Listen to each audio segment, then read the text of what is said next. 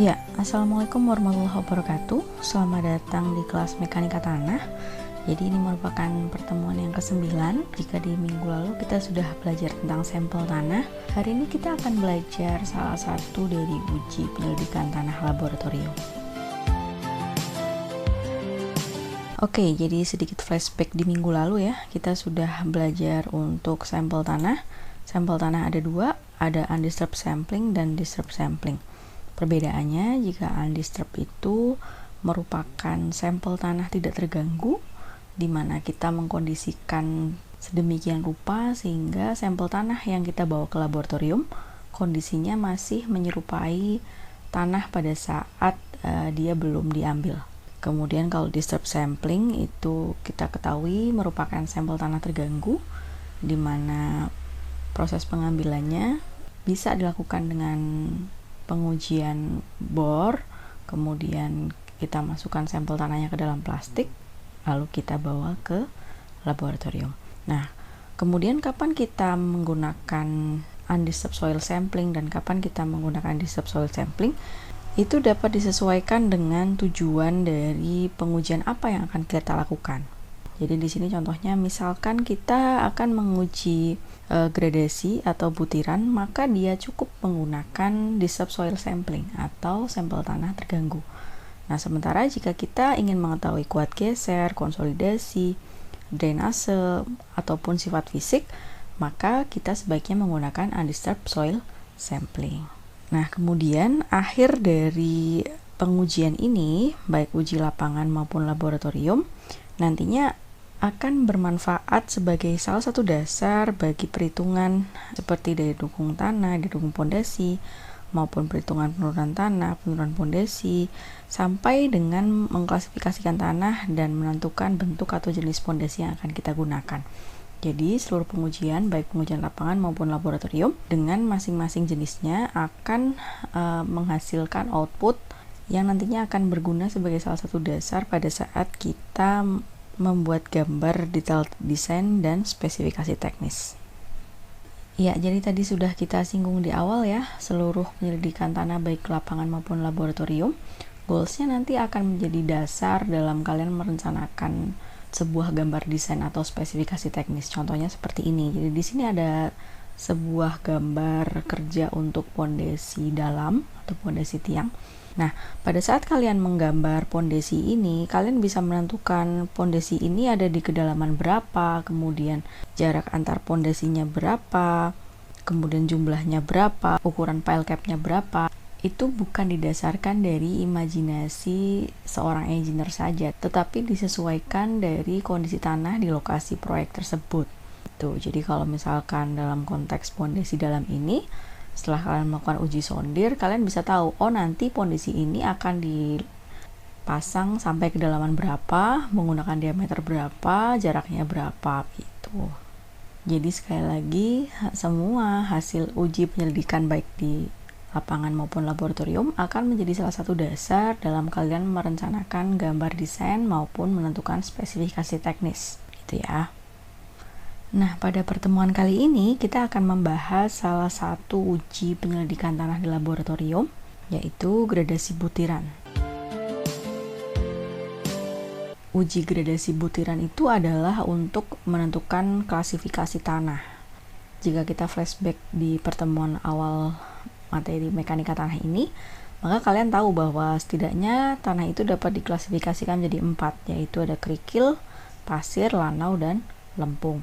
Nah, bagaimana kalian mengklasifikasikan suatu tanah itu? Kalau kita flashback ke belakang, maka setidaknya ada 4 metode yang digunakan. Ya, jadi metode klasifikasi tanah yang pertama yang terkait dengan uji penyelidikan tanah laboratorium gradasi butiran adalah metode USCS. Di metode USCS ini kalian mengelompokkan apakah tanah tersebut masuk ke tanah butir kasar atau butir halus, berdasarkan prosentase dari banyaknya tanah yang tertahan atau lolos dari saringan nomor 200. Jadi kalau dia yang tertahan di saringan nomor 200 lebih dari 50%, maka probabilitasnya dia kalau tidak gravel, ya sand atau kerikil atau pasir gitu ya. Nah, tapi kalau misalkan yang lolos saringan nomor 200 itu lebih dari 50%, maka berarti kemungkinannya dia butir halus, lanau dan lempung gitu ya. Misalkan dari sampel tanah yang kalian uji, dia tertahan di saringan nomor 200-nya itu lebih dari 50%. Berarti kemungkinannya dia kalau tidak gravel adalah sand. Nah, lalu kalian screening lagi kan. Kalau misalkan dia yang tertahan saringan nomor 4 itu lebih dari 50%, maka kemungkinannya dia gravel. Kalau yang lolos saringan nomor 4 itu lebih dari 50%, maka kemungkinannya sand. Ini sudah dijelaskan sebelum UTS. Nih ya. Nah, ini masih sama di metode USCS jika tanah yang lolos saringan nomor 200 lebih dari 50%. Nah, kemudian selain USCS, ada juga salah satu metode yang menggunakan dasar analisis gradasi butir sebagai referensi untuk mengklasifikasikan tanah. Ini metode ASTO ya. Jadi dia menggunakan saringan nomor 10, 40 dan 200. Iya, berdasarkan dari penjelasan tersebut, kita tahu bahwa pada saat kita mengklasifikasikan suatu tanah, apakah tanah tersebut masuk dalam kategori gravel, sand, lanau, ataupun lempung, itu salah satunya dari hasil analisis uji penyelidikan tanah laboratorium, yaitu gradasi butiran. Iya, jadi kalau tadi kita lihat di bagian sebelumnya, kita tahu bahwa untuk uji gradasi butiran itu didapatkan dari sampel tanah terganggu atau disturbed soil sampling. Nah, pada saat kita mengambil sampel tanah terganggu itu bisa kalian dapatkan dari hasil uji bor. Ini contohnya, kita melakukan uji bor, kemudian kita dapatkan sampel tanahnya, kemudian kita bawa ke laboratorium untuk diuji atau dilakukan uji gradasi butir. Sehingga materi pada hari ini adalah analisis gradasi butiran. Nah, ternyata analisis gradasi butir itu dibedakan jadi dua. Ada analisis saringan, yang kedua adalah hidrometer atau hidrometri. Jadi kalau di analisis saringan, kalian bisa lihat di sini, kita menggunakan beberapa macam saringan dengan diameter yang berbeda-beda. Disusun dari saringan dengan diameter lubang yang paling besar sampai yang paling kecil. Sementara untuk hidrometri, kita tidak menggunakan saringan, tetapi menggunakan alat hidrometer dan tabung. Nah, langkah pengujian untuk grain size analysis maupun hidrometer dapat kalian lihat pada link video yang saya tulis di deskripsi. Kalian bisa lihat di sana. Lalu kemudian apa yang membedakan antara analisis saringan dan hidrometer selain dari alat yang digunakan? Nah, kita mulai dulu pembahasannya dari mulai yang pertama adalah analisis saringan. Ya, jadi pada uji analisis saringan kurang lebih langkah percobaannya seperti ini. Jadi yang pertama kita lakukan dulu percobaan pendahuluan. Di percobaan pendahuluan itu kita ambil sampel. Nah, setelah itu kita rendam dalam air selama kurang lebih 24 jam. Setelah itu kita cuci sampai bersih, kemudian kita oven sampai kering, baru kita lakukan uji analisis atau grain size analysis. Jadi tanah yang sudah di oven tadi, kemudian kita letakkan di saringan yang paling atas, kemudian kita getarkan dengan subseker. Nah, hasilnya nanti tanah akan terdistribusi pada masing-masing saringan. Lalu kemudian tanah yang tertahan pada masing-masing saringan kita pindahkan ke dalam cawan, lalu kita timbang. Yaitu kurang lebih langkah pengujian untuk analisis saringan. Jadi output yang kalian dapatkan adalah berat tertahan yang ada di masing-masing saringan, gitu ya. Jadi tadi kalian sudah tahu ya untuk langkah pengujian analisis saringan. Jadi intinya kita ambil sampel, kemudian kita letakkan di saringan yang paling atas, kemudian kita getarkan, maka tanah akan terdistribusi merata. Nah, setelah itu kita timbang berat tanah yang tertahan pada masing-masing saringan. Di sini contohnya di awal kita punya sampel tanah seberat 500 gram. Nah, kemudian setelah kita getarkan, maka tanah akan terdistribusi sebagai berikut. Nah, di sini contohnya kalau untuk saringan nomor 4, berat tanah yang tertahan 0. Artinya, semua sampel tanah lolos saringan nomor 4. Jadi langsung masuk ke saringan nomor 10. Nah, di sini untuk saringan nomor 10 ada tanah sebesar 40,20 gram yang tertahan di saringan nomor 10. Begitu seterusnya sampai akhirnya kita tahu bahwa ternyata ada sebanyak 8,7 gram tanah yang lolos di saringan nomor 200 sehingga dia tertampung di pen atau bagian paling bawah dari saringan. Nah, kemudian kita total dari yang paling atas sampai yang ada di pen, itu totalnya adalah 498,3. Padahal di awal kita punya sampel tanah sebesar 500 gram. Ya, berarti di sini ada tanah yang hilang selama proses pengujian. Itu tidak apa-apa selama syaratnya adalah W dikurangi W1 dibagi W kali 100% harus kurang dari 2%. Itu adalah syaratnya. Jadi di awal kita punya 500, ternyata setelah dilakukan pengujian, itu ada tanah yang hilang karena jumlah tanahnya tidak lagi 500, tapi 498,3. Nah, kemudian langkah apa selanjutnya yang akan kita lakukan? Kita akan menghitung persen berat tanah yang tertahan, persen kumulatif dari tanah yang tertahan, dan persen tanah yang lolos saringan.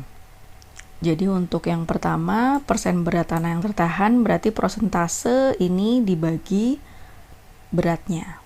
Jadi ini karena 0, maka di sini 0 ya. Kemudian untuk yang tertahan saringan nomor 10 sebesar 40,20 gram.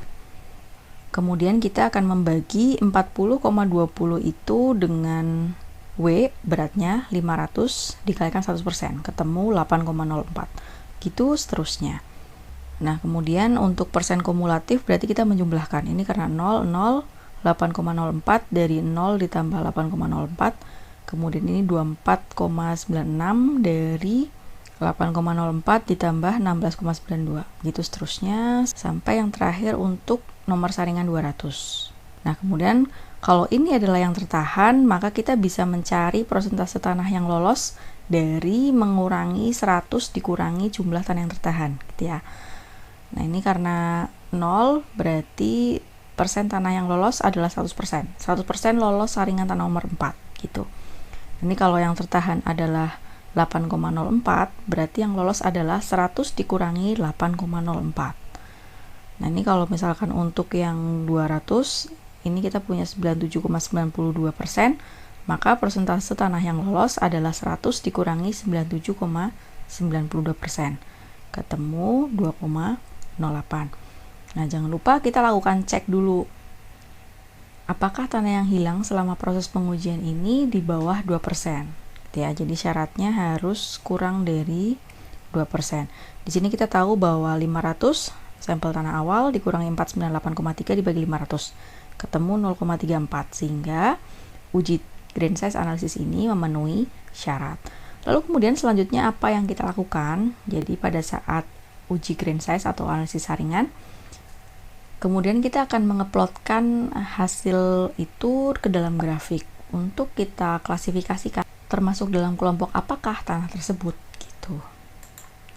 Nah, ini berdasarkan bentuk kurvanya nanti kita bisa tahu macam-macam gradasi butirannya, apakah gap graded atau well graded atau uniform poorly graded berdasarkan dari kurva dari gradasi butiran tanah tersebut. Nah, kemudian parameter-parameter yang digunakan untuk klasifikasi tanah itu ada ukuran efektif, koefisien keseragaman, dan koefisien gradasi. Jadi tadi yang pertama kita sudah melakukan uji, kemudian kita menghitung persentase yang tertahan dan lolos pada masing-masing saringan, kemudian kita mengeplotkan ke dalam kurva atau grafik. Nah, selanjutnya kita akan menghitung koefisien keseragaman dan koefisien gradasi, sehingga kita bisa menentukan atau mengklasifikasikan tanah tersebut masuk dalam kelompok tanah yang mana.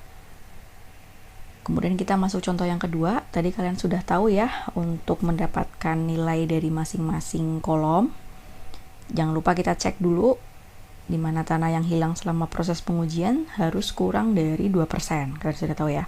Kemudian kita sudah dapatkan persentase untuk yang tertahan dan lolos pada masing-masing saringan. Kemudian langkah selanjutnya adalah kita akan mengeplotkan nilai tersebut ke dalam grafik. Jadi di sini ada diameter, kemudian ini adalah persen tanah yang lolos. Jadi di sini untuk saringan nomor 4, ini diameter 4,75. Di sini kita tahu bahwa untuk saringan nomor 4 itu persentasenya adalah 100%, maka dia ada di sini. Nah, skala yang digunakan pada kurva grain size analysis adalah skala log. Ya, jadi tidak sama jaraknya antar skala pada sumbu absisnya. Nah, di sini kita tahu bahwa untuk saringan nomor 4, persen tanah yang lolos adalah 100, maka kita plotkan di sini. Kemudian untuk yang 10 itu ada di sini dan seterusnya sampai saringan tanah yang nomor 200. Di sini kita tahu bahwa nilainya adalah 6,95. Kemudian kita hubungkan titik-titik itu dan kita dapatkan kurva dari analisis saringan tersebut.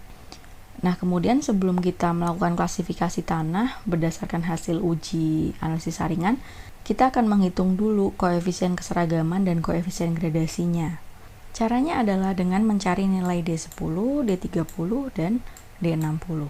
Pada saat kita akan mencari nilai D10, itu kita tarik garis di persentase 10%, kemudian kita tarik sampai memotong kurva, kemudian kita tarik potongkan ke sumbu absisnya, lalu kita baca dia ada di diameter berapa. Nah, di sini kalau ini adalah 0,1, maka berarti ini ada di sekitar 0,09 gitu ya. Kemudian berikutnya untuk D30 juga sama, kita tarik garis sampai memotong kurva, kemudian kita tarik garis untuk potongkan ke sumbu absisnya, lalu kita baca. Berarti ini ada di sekitar, kalau ini 0,1, ini 0,2, berarti ini ada di sekitar 0,19. Lalu berikutnya untuk D60 juga sama, kita potongkan dari titik persentase 60% ke kurva, lalu kita tarik garis ke bawah, ini ada di diameter 0,4. Nah, kemudian kita tinggal memasukkan nilai-nilai tersebut untuk menghitung berapa besar koefisien keseragaman dan koefisien gradasinya dengan menggunakan rumus-rumus sebagai berikut. Jadi untuk koefisien keseragaman kita membagi nilai D60 dibagi D10, sementara untuk koefisien gradasi kita menghitung nilai CC, di mana CC adalah D30 kuadrat dibagi D60 dikalikan D10 berdasarkan nilai-nilai yang sudah kita dapatkan tadi. Jadi dari grafik kita tahu bahwa untuk D10 nilainya 0,09, untuk D30 0,19 dan D60 adalah 0,4. Untuk koefisien keseragamannya adalah D60 dibagi D10 ketemu 4,4. Sementara untuk koefisien gradasinya di sini didapatkan nilai CC-nya adalah 1. Nah, di sini kita tahu bahwa tanah bergradasi sangat baik bila nilai CU-nya lebih dari 15, sementara tanah yang memiliki gradasi baik bila CU-nya lebih dari 4 untuk kerikil atau CU lebih dari 6 untuk pasir. Nah, nilai CC itu ada di antara 1 dan 3. Di sini kita punya nilai 1. Ya. Langkah selanjutnya, jika kita mau mengklasifikasikan tanah tersebut termasuk dalam kelompok yang mana, maka kita balik lagi ke metode klasifikasi tanah. Ya, jadi itu adalah uji analisis saringan atau grain size analysis. Kemudian tadi di awal kita sudah singgung bahwa analisis gradasi butir itu dibedakan jadi 2, grain size analysis dan hidrometer. Tadi untuk grain size analysis kalian sudah tahu dari mulai langkah pengujian, pengolahan data, sampai analisis hasil dari pengujian grain size analysis tersebut. Nah, kemudian kita akan masuk ke yang selanjutnya yaitu hidrometer. Jadi tadi di awal kita sudah tahu ya bahwa analisis gradasi butir itu dibedakan jadi 2, ada grain size analysis dan hidrometer. Nah, tanah yang kita gunakan pada analisis saringan atau grain size analysis itu adalah tanah yang tertahan di saringan nomor 200. Kalian sudah tahu ya.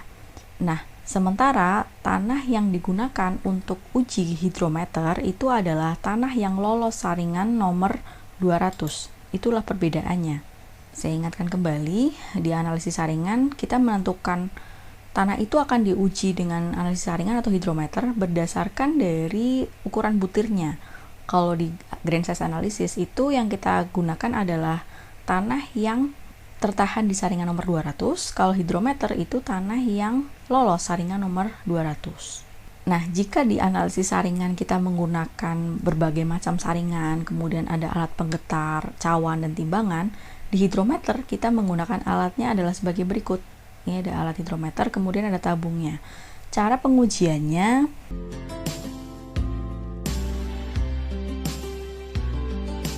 nah output pada uji hidrometer itu berarti yang pertama adalah hasil pembacaan di hidrometer itu pada interval waktu tertentu. Jadi misalkan ini di menit ke 0,25 hasil pembacaannya adalah 51. Kemudian di menit ke 15 pembacaannya adalah 43. Nah, setelah selesai kita lakukan uji hidrometer, kemudian kita akan mengolah data hasil pengujian hidrometer tersebut. Ada beberapa hal yang harus kalian hitung. Jadi ada koreksi pembacaan, persen butir halus, kemudian ada pembacaan hidrometer aktual, ini ada L, K, dan sampai akhirnya adalah D. Intinya adalah nanti kita akan menghitung berapa persentase sebaran dari masing-masing diameter tersebut. Jadi untuk perhitungannya, untuk persen lolos, itu dapatkan dari RC kali A dibagi WS, di mana A adalah faktor koreksi, 1,65 kali GS. GS adalah berat jenis, itu kita akan bahas di minggu depan. Nah, selain dihitung, untuk nilai A ini juga dapat dilihat di tabel 2. Kemudian RC adalah RA dikurangi C0 dikurangi CT, di mana C0 adalah koreksi 0 atau zero correction. Nah, ini didapatkan dari hasil pembacaan pada tabung kedua atau tabung yang tidak berisi tanah. Nah, untuk koreksi suhu atau CT bisa dilihat di tabel 3. Kemudian selain dari persen lolos, kita akan menghitung berapa diameternya. Caranya dengan mengalihkan nilai K akar dari L dibagi T. K bisa kita hitung dengan rumus atau dibaca dari tabel 4, di mana L merupakan hasil pembacaan dari tabel 5 dan T adalah elapsed time-nya. Nah, kemudian tabel-tabel yang digunakan pada analisis uji hidrometer adalah sebagai berikut.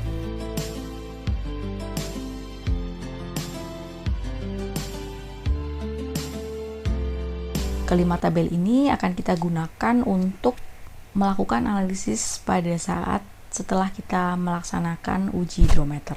Untuk lebih jelasnya, kita masuk ke dalam contoh. Jadi tadi diketahui untuk langkah pengujian hidrometer, yang pertama kita siapkan 2 tabung. Lalu tabung yang pertama kita isi dengan sampel tanah yang sudah lolos saringan nomor 200, lalu kita kocok, kita masukkan alatnya, lalu kita baca setiap interval waktu tertentu, kita catat gitu ya, sehingga output dari hasil percobaan itu ada waktu, kemudian ada pembacaan hidrometernya. Hingga akhirnya kita akan mendapatkan berapa persentase butir halus yang lolos dan diameternya. Nah, di sini diketahui untuk koreksi bacaan 0 itu kita dapatkan dari tabung yang kedua, yang kita tidak isi dengan tanah, tapi kita lakukan cara percobaan yang sama. Nah, untuk koreksi temperatur atau FT itu kita dapatkan dari tabel 3, faktor koreksi suhu. Jadi kita ukur suhunya untuk yang tabung berisi tanah tadi, berapa suhunya, kemudian kita baca berapa faktor koreksinya. Nah, koreksi pembacaan itu didapatkan dari R, jadi ini 51, ditambah FT, FT-nya adalah 2,15 dikurangi FZ, 7, sehingga ketemu 46,15. Nah, untuk persen butir halus kita dapatkan dari A dikalikan RCP dibagi W kali 100. A itu dapatkan dari hasil menghitung ini, atau bisa juga kalian dapatkan dari tabel 2 ya. Kemudian untuk pembacaan hidrometer aktual atau RC1 itu kalian dapatkan nilai RC1 dari R ditambah FM, atau R-nya adalah 51 ditambah FM-nya adalah 1 di sini. Sementara untuk besarnya nilai L kita dapatkan dari tabel 5, kemudian untuk K didapatkan dari tabel 6. Nah, setelah kita mendapatkan nilai L dan K, kita bisa menghitung berapa diameter dari tanah tersebut. Jadi D sama dengan K dikalikan akar L per T. T-nya adalah menit ya. Jadi untuk contohnya, misalkan untuk pembacaan yang pertama di menit 0,25, K-nya adalah 0,0121, kemudian L-nya adalah 7,8, dibagi T-nya adalah 0,25, ketemu 0,068. Begitu seterusnya. Nah, itu merupakan diameter butir dari masing-masing persentase butir yang lolos. Nah, setelah kita dapatkan distribusi butirannya, langkah selanjutnya adalah kita mengeplotkan persentase lolos dan diameter tersebut ke dalam grafik analisis saringan. Jadi prinsipnya sama dengan pada waktu kita mengeplotkan nilai-nilai di grain size analysis ya. Jadi di sini ada persentase lolos, kemudian di sini ada diameter saringannya. Persentase lolos kita dapatkan dari sini, kemudian diameter saringan kita dapatkan dari sini. Gitu, tinggal kita plotkan, kemudian seperti apa nanti grafiknya. Jadi kurang lebih itu untuk langkah pengujian sampai pengolahan data di uji hidrometer. Nah, pertanyaannya adalah setelah kalian melakukan uji analisis gradasi butir baik grain size analysis maupun hidrometer, kalian sudah dapatkan kurvanya, kalian sudah dapatkan klasifikasi tanahnya. Lalu kira-kira apa manfaatnya dalam perencanaan suatu proyek? Jadi saya ulangi ya pertanyaannya, setelah kalian melakukan uji analisis gradasi butir baik grain size analysis maupun hidrometer, kalian sudah dapatkan kurvanya, kalian sudah klasifikasikan tanah tersebut, lalu sebenarnya korelasinya apa terhadap perencanaan suatu proyek? Jadi itu yang dapat saya sampaikan pada hari ini. Di sini kalian sudah tahu bahwa analisis gradasi butir didapatkan dari sampel tanah terganggu atau disturbed soil sampling. Kemudian analisis gradasi butir dibedakan jadi dua, bisa grain size analysis atau hidrometer, dengan langkah pengujian sampai pengolahan data dan output pada masing-masing pengujian. Kurang lebih itu yang dapat saya sampaikan, semoga bermanfaat. Terima kasih, kita ketemu lagi di materi selanjutnya. Wassalamualaikum warahmatullahi wabarakatuh. Untuk membuatnya